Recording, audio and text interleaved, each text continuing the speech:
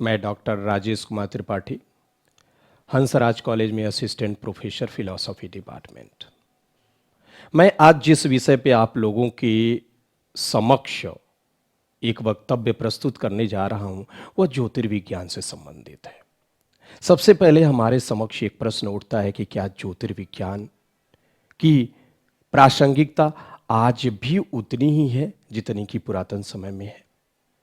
तो इसका उत्तर सर्वथा हाँ में ही आता है, क्योंकि जब भी हम ज्योतिष के बारे में बात कर रहे होते हैं तो प्रायः यह देखा जाता है कि ज्योतिष भविष्य के बारे में समस्त गणनाओं के आधार पर एक निश्चित फल का निर्धारण करती है। ज्योतिष तीन परंपराओं में विभक्त है, पहली गणित, दूसरी फलित और तीसरी वैदिनी, जिनका अलग अलग महत्व भी है, लेकिन तीनों एक दूसरे के बिना नहीं चल सकते, अर्थात तीनों एक दूसरे से अलग होकर नहीं रह सकती। इनका विश्लेषणात्मक स्वरूप भी इन्हीं के थ्रू तय होता है। जब हम ज्योतिष के प्रारूपों की बात करते हैं तो सबसे पहला प्रश्न हमारे समक्ष यही उपस्थित होता है कि हमारा जन्म, हमारी मृत्यु, यानी जन्म से पहले हम क्या थे और मृत्यु के बाद हम क्या होंगे। तो कुंडली में जब कभी भी इस तरीके का विश्लेषण किया जाता है तो प्रायः 12 राशियां, नवग्रह और 27 नक्षत्र और तिथियां अपनी प्रमुख भूमिका निभाती हैं, जिसमें नंदा, भद्रा, रिक्ता, जया और पूर्णा तिथियां हैं, जो कि आप लोग जानते भी होंगे कि कोई भी अपने वहां त्योहार या त्योहार से संबंधित पर्व या उसका उत्सव हम निश्चित तिथि और नक्षत्र के अनुसार ही मनाते हैं। एक निश्चित तिथि का निर्धारण हम दृक पंचांग से करते हैं, अर्थात पहले से ही जिसकी तिथि घोषित होती है कि इस तिथि पे विजयादशमी होगी और इस तिथि पे रामनवमी होगी, या अमावस्या को दिवाली या होली, जो कि पूर्व निर्धारित है। इसमें कहीं भी किसी भी तरीके का संशय नहीं और यह बहुत ही प्राचीनतम काल से चली आ रही परंपरा है।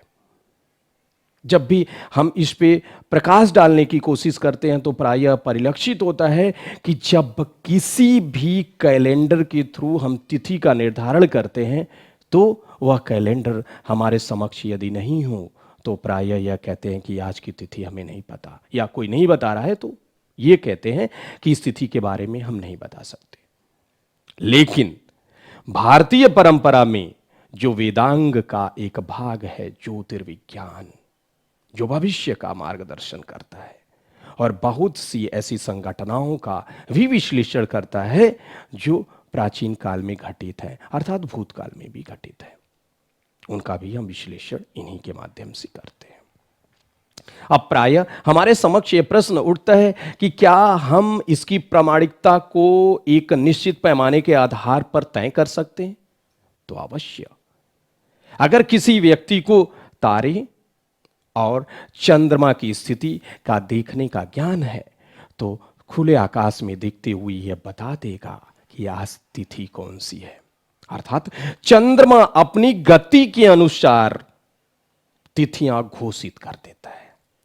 आज प्रतिपदा है, अमावस्या है, या शुक्ल पक्ष की पंचमी तिथि है, या कृष्ण पक्ष की अष्टमी तिथि है। रात्रि के पहर काल में चंद्रमा अपनी दिशा को अपनी गति के आधार पर तय कर देता है और हम उसी के अनुसार तिथियां भी घोषित कर देते हैं कि आज प्रतिपदा है, आज अष्टमी है, आज पूर्णिमा है।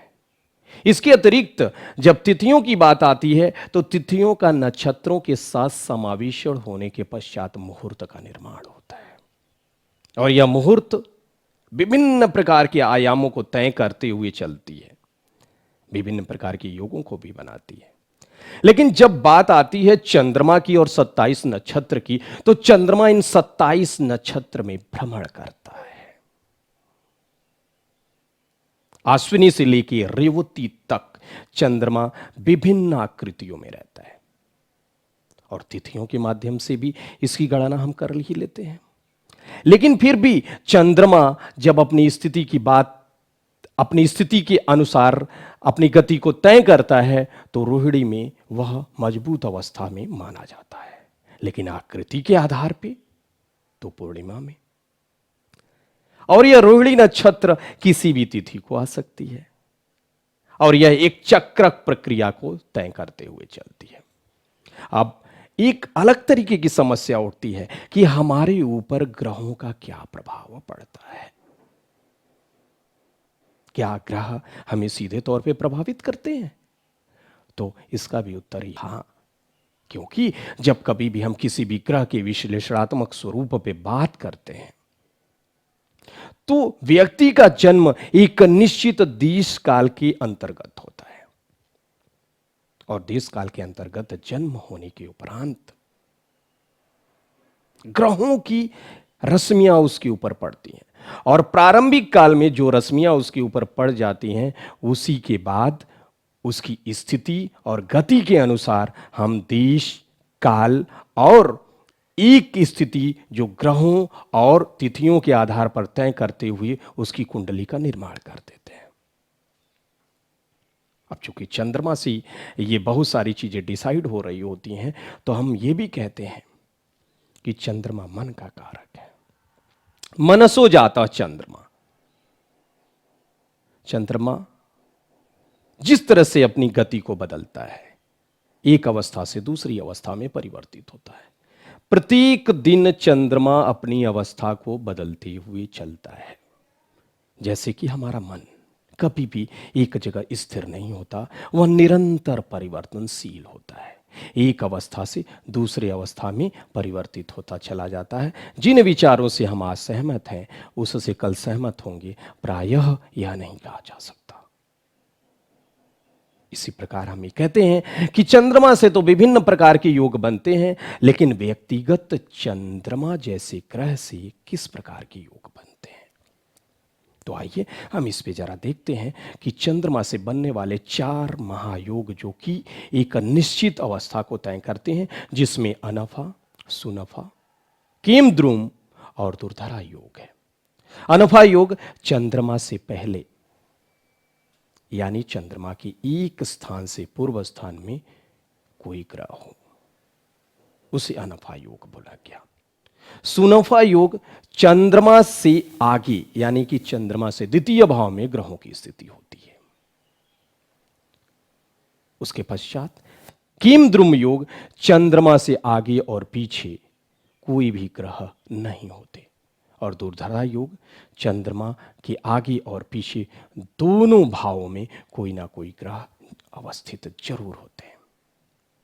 लेकिन यह मानदंड सूर्य के अनुसार तय नहीं किया जा सकता, क्योंकि सूर्य एक ऐसा ग्रह है जो बुध के अलावा सारे ग्रहों को अस्त कर देता है, यहां तक कि चंद्रमा को भी अस्त करता है।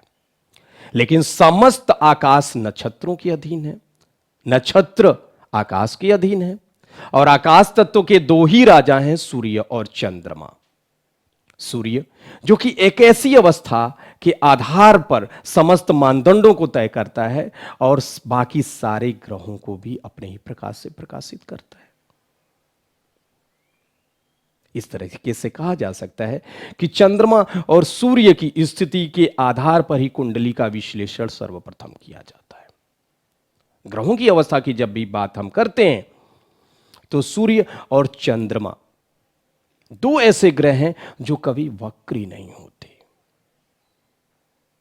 और बाकी ग्रह वक्री हो सकते हैं और मार्गी भी हो सकते हैं। लेकिन राहु और केतु 2 ग्रह ऐसे हैं जो कि हमेशा वक्री ही रहते हैं, वह मार्गी नहीं होते। अब बात आती है कि क्या नवग्रह को हम अलग अलग राशियों के आधार पर देख सकते हैं या अधिपतित्व की अवस्था उनके द्वारा निर्धारित है? तो प्रायः यह कहा जा सकता है नहीं, 7 ग्रहों को ही राशियों के अधिपतित्व के रूप में स्वीकार किया गया है। राहु और केतु को किसी भी राशि के आधार पर अधिपतित्व नहीं मिला हुआ है। जैसे मंगल मेष और वृश्चिक का अधिपति है, शुक्र वृष और तुला का अधिपति है, बुध मिथुन और कन्या का अधिपति है। सूर्य मात्र सिंह का अधिपति है। उसके पश्चात बृहस्पति धनु और मीन का अधिपति, शनि कुंभ और मकर का अधिपति है। इस तरीके से हम देखते हैं कि 27 नक्षत्र जो कि इन नवग्रहों में विभाजित है। और ये 27 नक्षत्र अश्विनी से लेकर रेवती तक, यानी कि राहु और केतु को भी नक्षत्रों का अधिपतित्व मिला है। उसके पश्चात हम देखते हैं कि क्या हमारा जन्म इन ग्रहों, नक्षत्रों या राशियों के आधार पर तय होते हुए एक निश्चित भविष्य की तरफ ले जाते हैं जिसका विश्लेषण किया जा सकता है? तो उत्तर इसका सकारात्मक है कि फलित ज्योतिष जो गणितीय पैमाने के आधार पर विश्लेषित होती है, उसके आधार पर भविष्य का निर्धारण करते हैं और हम ये बताते भी हैं कि अमुक व्यक्ति किस स्वभाव का व्यक्ति होगा।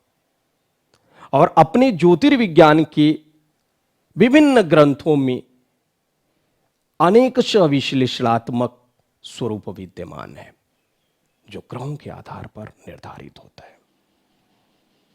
लेकिन जब भी हम ये बात करते हैं कि क्या ग्रह ही उत्तरदायी हैं, व्यक्ति जब किसी देश काल के अंतर्गत जन्म लेता है तो क्या वही प्रक्रिया मात्र एक निर्धारित होती है? कुंडली के निर्माण के बाद उसके भविष्य के बारे में बताया जा सकता है? तो एक उत्तर उसमें निहित है कि जब व्यक्ति का पहला अधिष्ठान तय होता है अर्थात गर्भाधान, तो उस समय तिथि क्या थी, नक्षत्र क्या थी और देश की स्थिति क्या थी और मन किस तरीके का था, मन व्यग्र, चंचल, शांत या उत्साही। इसीलिए कहा गया कि जब कभी भी पहला अधिष्ठान व्यक्ति का बन रहा हो अर्थात पहला नींव रखा जा रहा हो, तो उसमें भी ग्रहों का एक प्रमुख भूमिका के रूप में रहना या जाना जाना आवश्यक हो जाता है। जैसे कि एक निश्चित अवस्था जब भी हम देख रहे होते हैं कि प्रारंभ काल में ही कि गर्भाधान किस नक्षत्र में किया गया, किस तिथि में किया गया, तो ये भी अपनी प्रमुख भूमिका निभाता है। लेकिन उस तरीके से जब भी हम देखते हैं तो कुंडली का लग्न, नवम भाव और चतुर्थ भाव और दसम भाव, ये कुंडली के प्रमुख भाव हैं जो कि सीधे तौर पर व्यक्तित्व का निर्माण करते हैं। इसमें पूर्व जन्मों से लेकर वर्तमान जन्मों की क्रियावधि, कार्य और कार्यशैली और व्यक्तित्व उनसे जुड़ा हुआ होता है। नवम भाव जो कि भाग्य के सीधे तौर पे होने का एक चिन्ह प्रदर्शित करता है। ग्रहों की बात जब भी हम करते हैं तो ग्रह आपस में मित्र भी हैं, शत्रु भी हैं, सम भी हैं और जो कि विभिन्न प्रकार के समायोजन से ही फल देते हैं। जब कहते हैं कि इनकी कुंडली में यह ग्रह नीच का है लेकिन दूसरा ग्रह भी नीच का है, दोनों एक दूसरे के वर्गोत्तम खाने में है, तो कुंडली का फल बदलता है। लेकिन कुंडली का फलादेश होने के लिए सर्वप्रथम लग्न और राशि, दो चीजों का निर्धारण होता है और वहीं से फल भी तय किया जाता है। इस प्रकार हम कह सकते हैं कि कुंडली में 12 भाव, 12 राशियों के अनंतर चलते हैं, लेकिन नवग्रह कहीं भी किसी भी तरीके से अपनी गति तय करते हैं गोचर में। और जन्म काल में जो लग्न कुंडली बनती है उसी के अनुसार हम महादशा, अंतरदशा, प्रत्यंतर के आधार पर विश्लेषण करते हैं। सर्वाष्टक सारणी, सुदर्शन चक्र, अक्षवेदांश, खवेदांश और नवमांश चक्रों के आधार पर व्यक्ति के भविष्य का निर्धारण करते हुए यह बताया जा सकता है कि यह किस फील्ड में जाएगा, इसका योगदान किस तरीके के कार्यों में होगा, यह पुण्यात्मा होगा या विध्वंसकारी होगा या विभिन्न प्रकार की सेवाओं को एक साथ देने वाला होगा या पैशासिक प्रवृत्ति का होगा। लेकिन फिर भी हम ये कहते हैं तदेव लग्नम सुदिनम तदेव ताराबलम चंद्रबलम तदेव विद्याबलम दयबलम तदेव लक्ष्मीपति तेंगृंग युगम स्मरामि। अर्थात वह सब लग्न मुहूर्त सारे शुभ हैं जिसमें लक्ष्मीपति नारायण की पूजा हो, उनकी अर्चना हो। अर्थात जो कुछ भी हम कर रहे होते हैं सब कुछ ईश्वर को समर्पित करते हुए करें तो फल की मिठास और उसके पाने का तरीका हमें बहुत ज़्यादा आत्मबोधित करता है, आत्मसंतुष्टि देता है। इसी के साथ मैं अपनी वाणी को विराम देना चाहूँगा और अगले अंक में फिर ज्योतिष की नए प्रकरण के साथ आप लोगों से पुनः मुलाकात होगी। धन्यवाद।